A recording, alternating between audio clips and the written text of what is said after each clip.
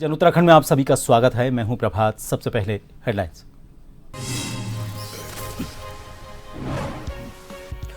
उत्तराखंड सरकार ने किया बड़ा प्रशासनिक फेरबदल। 16 आईपीएस और 8 पीपीएस अधिकारियों के तबादले। 4 जिलों के कप्तान बदले गए। नई जिम्मेदारियों के साथ अधिकारियों को अविलंब कार्यभार ग्रहण करने के निर्देश।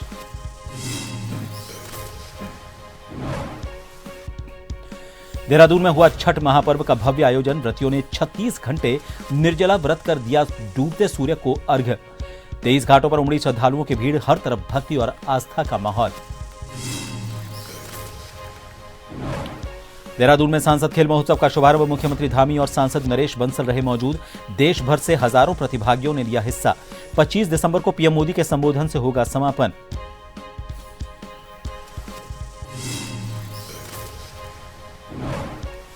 उत्तराखंड राज्य गठन की रजत जयंती पर विशेष आयोजन। 3 और 4 नवंबर को होंगे कार्यक्रम। राष्ट्रपति मुर्मू और प्रधानमंत्री मोदी होंगे शामिल। मुख्यमंत्री धामी ने विकास की लंबी उड़ान का संकल्प दोहराया।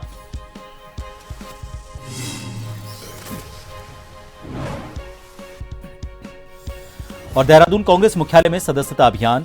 एससी समुदाय के दर्जनों युवाओं ने की कांग्रेस ज्वाइन। 150 लोग भाजपा छोड़ पार्टी में हुए शामिल। कोटली बोले, जमीन पर लड़ाई लड़नी होगी।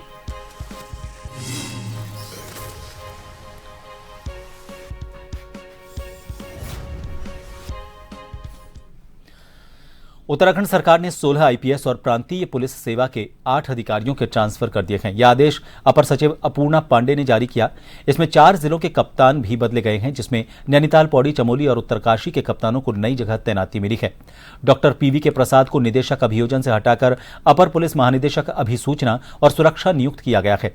अभिनव कुमार अब निदेशक अभियोजन का कार्यभार संभालेंगे। नीलेश आनंद भरने को साइबर एसटीएफ और एएनटीएफ की कमान सौंपी गई है। मंजुनाथ टीसी वरिष्ठ पुलिस अधीक्षक नैनीताल बनाए गए हैं। सर्वेश पवार अब वरिष्ठ पुलिस अधीक्षक पौड़ी गढ़वाल होंगे। सुरजीत सिंह पवार को पुलिस अधीक्षक चमोली का दायित्व सौंपा गया है। सरकार ने निर्देश दिया है कि सभी अधिकारी अविलंब अपने नए पदों पर कार्यभार ग्रहण करें।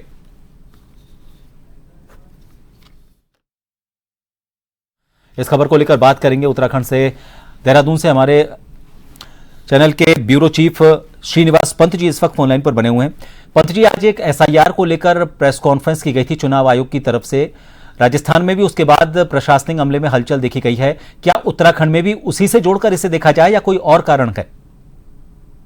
बिल्कुल प्रभात जी, आपको बताना चाहूंगा, हालांकि इलेक्शन कमीशन ऑफ इंडिया की जो प्रेस कॉन्फ्रेंस थी उसका तात्पर्य उत्तराखंड से नहीं था, क्योंकि उत्तराखंड में अभी एसआईआर के लिए कोई भी निर्देश जारी नहीं किया गया है। लेकिन उत्तराखंड में जहां तक आज कुछ देर पहले उत्तराखंड सरकार के गृह विभाग की ओर से 16 आईपीएस और 8 पीपीएस अधिकारियों के तबादले किए गए हैं, जिनमें से एडीजी रैंक से लेकर के पुलिस अधीक्षक तक सब शामिल है।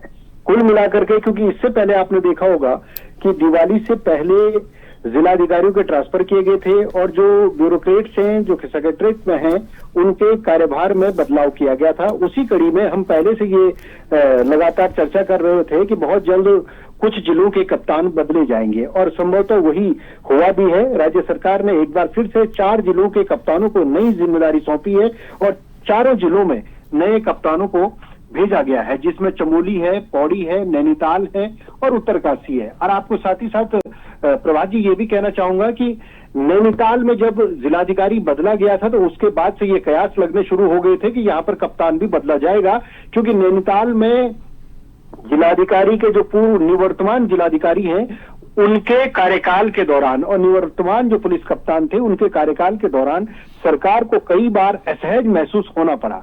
वही हाल उत्तरकाशी में भी रहा, वही हाल पौड़ी में भी रहा, वही चमोली में भी नजर आया।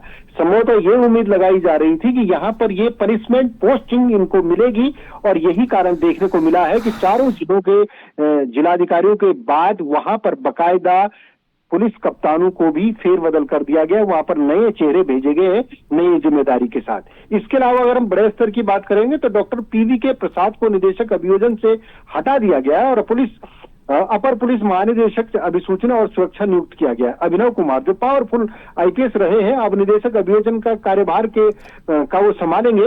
तो कुल मिलाकर अगर आप देखेंगे तो ये फेरबदल होना लाजमी था, क्योंकि सरकार की पहले से तैयारियां थी। 2027 के मूड में सरकार को जाना है। उससे पहले अधिकारियों का ट्रांसफर इस बात को लेकर भी संकेत देता है कि सरकार चाहती है कि जो काबिल कंधे हैं उनको जिलों की जिम्मेदारी दी जाए, बड़े जो विभाग हैं उनके पास रहे, ताकि वो बेहतर काम कर सके और सरकार जनता के बीच उन कामों को लेकर जाएगी 2027 में, तो वही चेहरा बनेंगे। इसलिए इन अधिकारियों को फेरबदल किया गया है। बहुत शुक्रिया पंत जी हमसे जुड़ने के लिए। तो कई अधिकारियों को महत्वपूर्ण जिम्मेदारी सौंपी गई है। कुछ अधिकारी जरूर ऐसे कहे जा सकते हैं जिनको लेकर पहले से कयास लगाए जा रहे थे कि जो सामंजस्य उनका बैठ नहीं पा रहा है सरकारी अमले के साथ, प्रशासन के दूसरे तंत्रों के साथ, ऐसे में उनको किसी ऐसी जगह लगाया जा सकता है जिसे आम बोलचाल की भाषा में पनिशमेंट ट्रांसफर कहा जाता है। अभी उनको जल्द से जल्द अपनी जो भी नई पदस्थापन की जगह है वहां पर ज्वाइन करने के लिए भी निर्देशित किया गया है।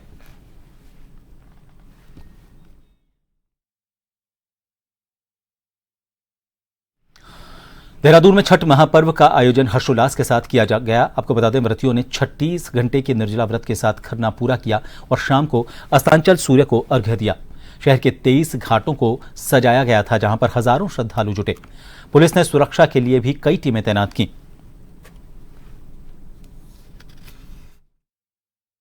छठ पर्व एक बहुत ही प्राचीन लोक पर्व है। इसमें मुख्य रूप से सूर्य भगवान की और छठी मैया की उपासना की जाती है।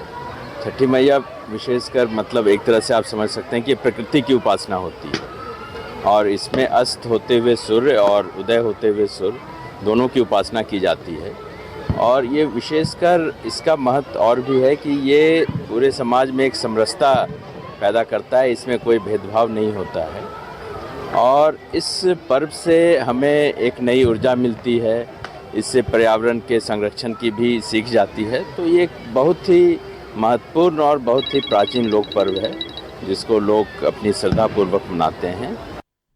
मुख्यमंत्री धामी ने प्रदेश भर में राज्य गठन के 25 वर्ष पूरे होने पर इस अवसर को रजत जयंती के रूप में निर्देशित किया है। वहीं मुख्यमंत्री धामी ने कहा कि प्रदेश के विकास के लंबी उड़ान और लंबी ऊर्जा के साथ बढ़ने के लिए राज्य गठन के अवसर को रजतोत्सव के रूप में मनाया जाएगा। उन्होंने बताया कि रजत जयंती के अवसर पर आगामी 3 और 4 नवंबर को विशेष सत्र का आयोजन किया जाना है, जिसमें संबोधन के लिए राष्ट्रपति द्रौपदी मुर्मू का भी आना निश्चित हुआ है। साथ ही जिस प्रकार से प्रधानमंत्री नरेंद्र मोदी का उत्तराखंड से विशेष लगाव है, उसको मद्देनजर रखते हुए प्रधानमंत्री का दौरा भी रजत जयंती के अवसर पर होगा। हमारे राज्य का राज्य स्थापना का 25 साल पूरा हो रहा है और राज्य की रजत जयंती वर्ष ये हमारा वर्ष है। इसको रजतोत्सव के रूप में हम सब आगे के लिए एक लंबी उड़ान लंबी ऊर्जा के साथ आगे बढ़ेंगे। इसमें माननीय राष्ट्रपति महोदय भी आ रही हैं और उनका भी कार्यक्रम हमारा 3 और 4 तारीख को राज्य के अंदर रहेगा। विधानसभा का जो संयुक्त अधिवेशन हमारा अधिवेशन होगा उसको भी वो संबोधित करेंगी। इसके साथ साथ आदरणीय प्रधानमंत्री जी भी हमारे इस रजतोत्सव में शामिल होकर हम सबका एक तरह से उत्साहवर्धन भी करेंगे, हम सबको प्रेरित भी करेंगे और उनका देवभूमि उत्तराखंड से गहरा लगाव है। उनके दिल में उत्तराखंड बसता है और हर एक उत्तराखंड वासी के दिल में श्री नरेंद्र मोदी जी बसते हैं। इसलिए उनका आना हमेशा से हमको उत्साह भी देता है, हमको प्रेरणा भी देता है और आगे काम करने के लिए और ताकत भी। देहरादून के राजीव गांधी नवोदय विद्यालय नूनखेड़ा में आज सांसद खेल महोत्सव का शुभारंभ किया गया। मुख्यमंत्री पुष्कर सिंह धामी ने कार्यक्रम का उद्घाटन किया, जिसमें राज्यसभा सदस्य डॉक्टर नरेश बंसल समेत कई जनप्रतिनिधि उपस्थित रहे। सांसद बंसल ने बताया कि देश भर में सांसद खेल महोत्सव का आयोजन किया जा रहा है, जिसमें हजारों प्रतिभागियों ने रजिस्ट्रेशन करवाया है। उन्होंने कहा कि उत्तराखंड में भी बड़ी संख्या में युवाओं ने हिस्सा लिया। पंचायत स्तर से शुरू होने वाली ये प्रतियोगिताएं ब्लॉक और जिला स्तर तक आयोजित की जाएंगी। बंसल ने बताया कि महोत्सव का समापन 25 दिसंबर को प्रधानमंत्री नरेंद्र मोदी के प्रेरणादायी संबोधन के साथ होगा।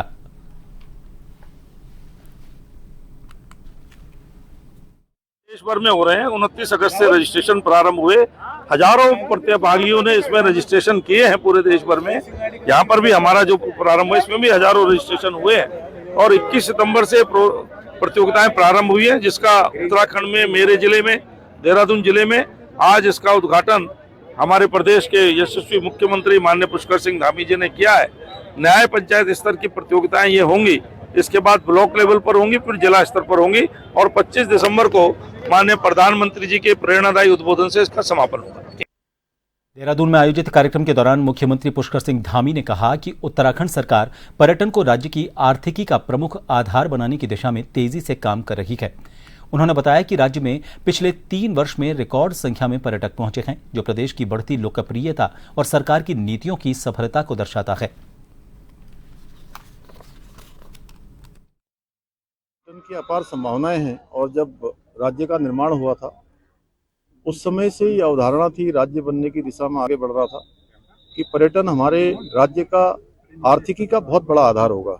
तो मैं कह सकता हूं कि उस दिशा में हम आगे बढ़ रहे हैं और इस वर्ष भी और पिछले 3 वर्षों में भी जो पर्यटकों की रिकॉर्ड संख्या आई है वो निश्चित रूप से हमें आगे के लिए भी कहीं न कहीं प्रेरणा देती है और आगे का इन सब यहाँ से अनुभव लेकर यात्रियों का और अच्छा संयोजन हो, उनकी अच्छी व्यवस्था हो, उनकी यात्रा सफल हो, सुरक्षित हो, हर दिशा में हम काम करेंगे।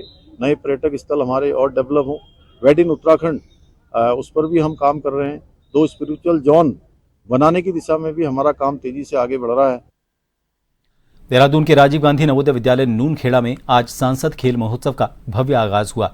मुख्यमंत्री पुष्कर सिंह धामी ने कार्यक्रम का शुभारंभ किया, जिसमें राज्यसभा सदस्य डॉक्टर नरेश बंसल सहित कई जनप्रतिनिधि मौजूद रहे। इस खेल महोत्सव के तहत ग्राम स्तरीय खेल 27 अक्टूबर से, ब्लॉक स्तरीय खेल 12 से 13 नवंबर और जिला स्तरीय प्रतियोगिताएं 20 से 25 दिसंबर तक चलेंगी। कार्यक्रम में मुख्यमंत्री ने कहा कि प्रधानमंत्री नरेंद्र मोदी के नेतृत्व में देश में खेलों को नई दिशा मिली है। उन्होंने बताया कि प्रदेश में नई खेल नीति लागू की गई है। मुख्यमंत्री उदयमान खिलाड़ी योजना शुरू की गई है और 8 शहरों में 23 खेल अकादमियों की स्थापना की जा रही है। श्री नरेंद्र मोदी जी के देश के प्रधानमंत्री बनते ही उन्होंने खेलों के क्षेत्र में हमारे खिलाड़ियों को प्रोत्साहित करने के लिए अनेक कार्यक्रम शुरू किए। खेलो इंडिया, फिट इंडिया मूवमेंट जैसे अनेक माध्यमों के माध्यम से आज हमारे खिलाड़ी आगे आ रहे हैं। इसी क्रम में सांसद खेल प्रतियोगिता भी प्रारंभ हो रही है, खेल महोत्सव प्रारंभ हो रहा है। यहाँ हमारे राज्यसभा के सांसद आदरणीय नरेश बंसल जी के संयोजन में ये खेल महोत्सव का आज प्रारंभ हुआ है।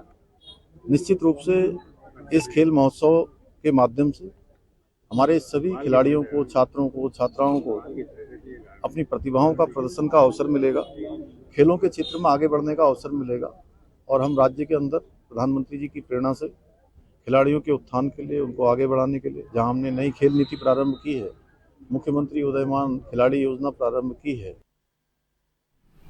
एक ब्रेक के लिए रुकेंगे, बने रहिए जन टीवी पर।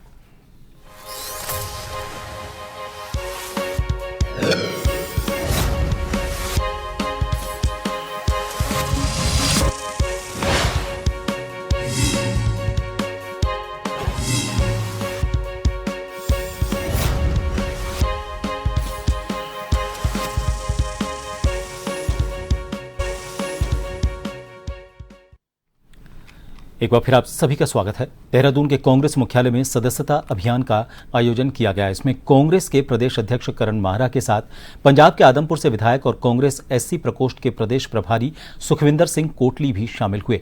इस दौरान अनुसूचित जाति यानी कि एससी समुदाय के दर्जनों युवाओं ने कांग्रेस की सदस्यता ग्रहण की, जिसके चलते कांग्रेस के प्रदेश अध्यक्ष करण माहरा ने कहा कि भाजपा से लगभग 150 लोगों ने आज कांग्रेस की सदस्यता ग्रहण की है। मुझे खुशी है कि कई महिलाएं और बुजुर्ग भी आज कांग्रेस में शामिल हुए हैं। इसके साथ कांग्रेस एससी प्रकोष्ठ के प्रदेश प्रभारी सुखविंदर सिंह कोटली ने कहा कि उत्तराखंड में लोगों के साथ जुल्म हो रहा है, जिसे देखते हुए हमें जमीन पर लड़ाई लड़नी पड़ेगी और भाजपा की सरकार को भगाने का काम करना है।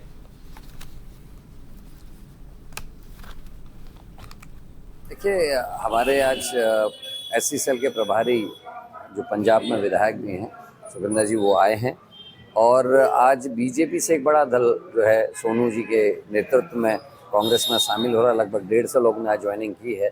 सोनू जी इनके महानगर के महामंत्री बीजेपी थे एससी सेल के, वो आज उन्होंने कांग्रेस ज्वाइन की है।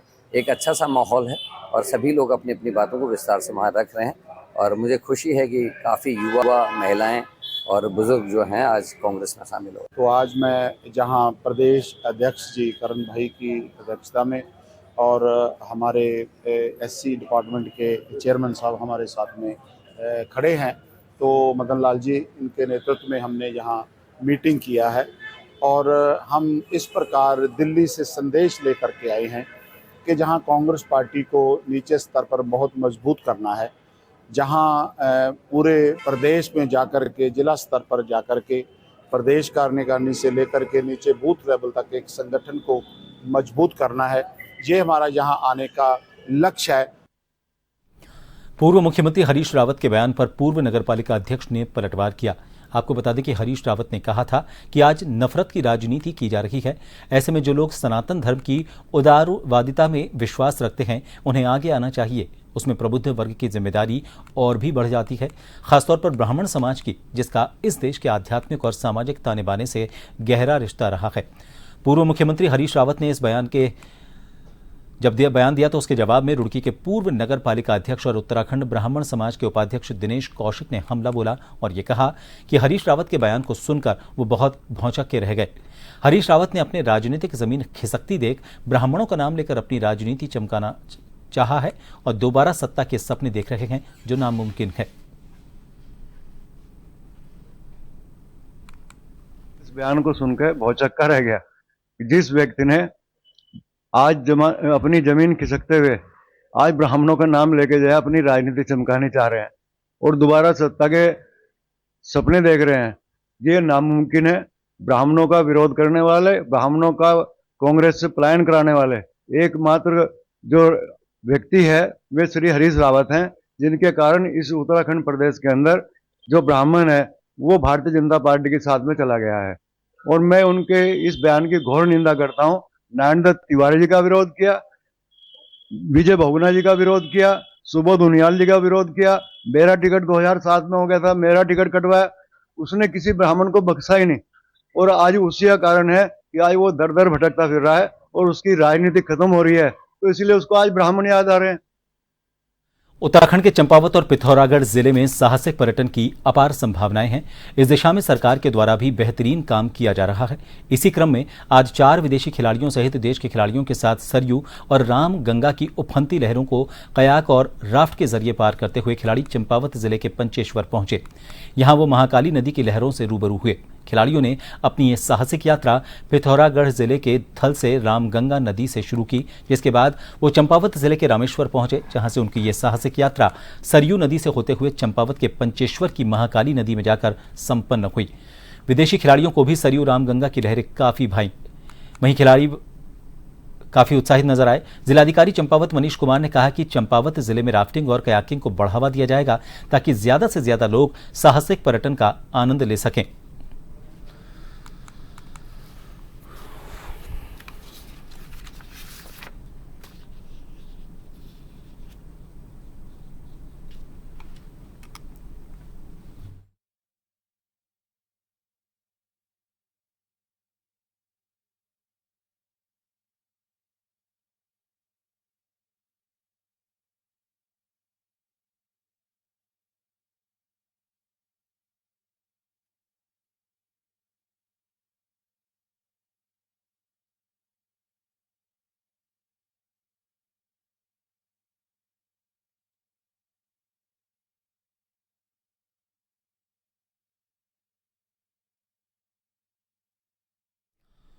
रुड़की की गंगा नहर कोतवाली क्षेत्र के तेलीवाला से चौंकाने वाला मामला सामने आया है। यहां पर साइकिल से जा रही एक मासूम बच्ची की मुतवल्ली साहब मोहम्मद इकराम से टक्कर हो गई, जिसके बाद उन्होंने बच्ची के गाल पर थप्पड़ मार दिए।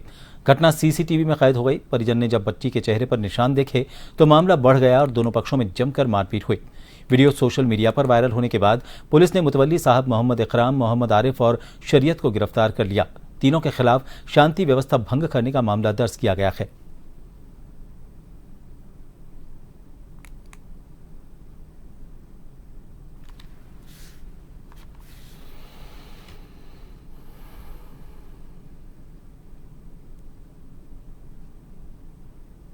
में एक घटनाक्रम आया था जिसमें एक बच्ची और वृद्ध के बीच में किसी चीज़ को लेकर विवाद की बात हुई, जिसमें और लोग भी इन्वॉल्व हुए थे।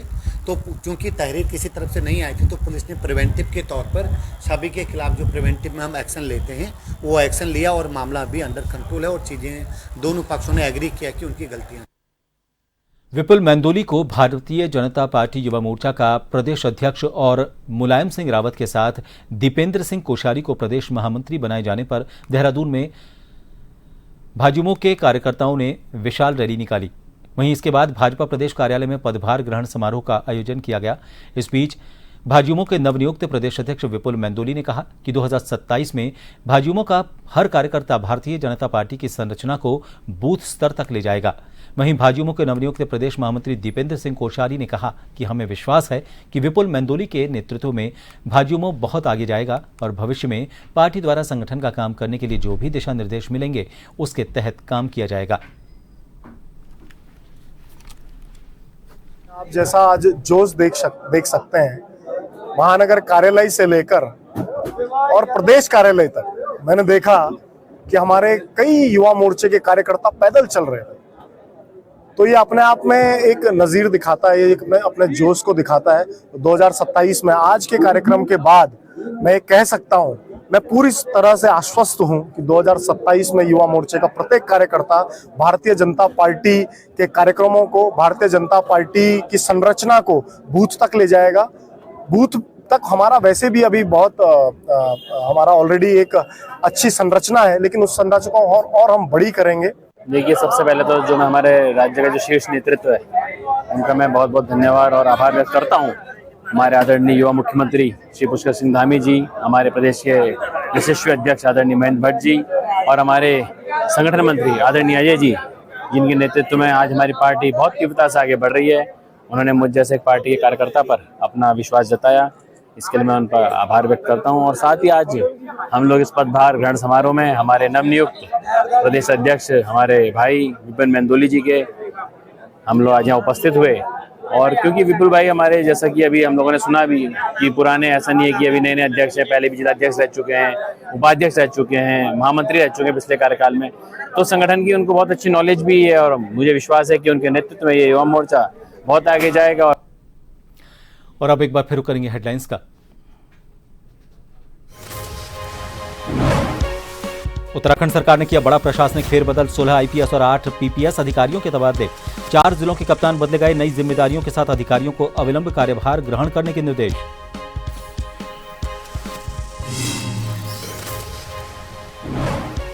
देहरादून में हुआ छठ महापर्व का भव्य आयोजन, व्रतियों ने 36 घंटे निर्जला व्रत कर दिया डूबते सूर्य को अर्घ्य। 23 घाटों पर उमड़ी श्रद्धालुओं की भीड़, हर तरफ भक्ति और आस्था का माहौल।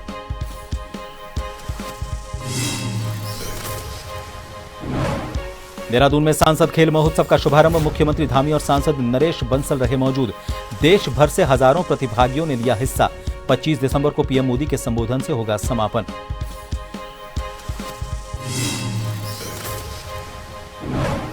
उत्तराखंड राज्य गठन की रजत जयंती पर विशेष आयोजन, 3 और 4 नवंबर को होंगे कार्यक्रम। राष्ट्रपति मुर्मू और प्रधानमंत्री मोदी होंगे शामिल।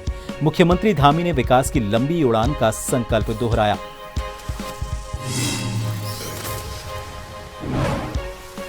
और देहरादून कांग्रेस मुख्यालय में सदस्यता अभियान, एससी समुदाय के दर्जनों युवाओं ने की कांग्रेस ज्वाइन। 150 लोग भाजपा छोड़ पार्टी में हुए शामिल। कोटली बोले, जमीन पर लड़ाई लड़नी होगी।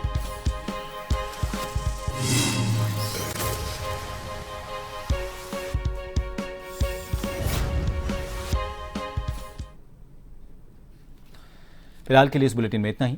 नमस्कार।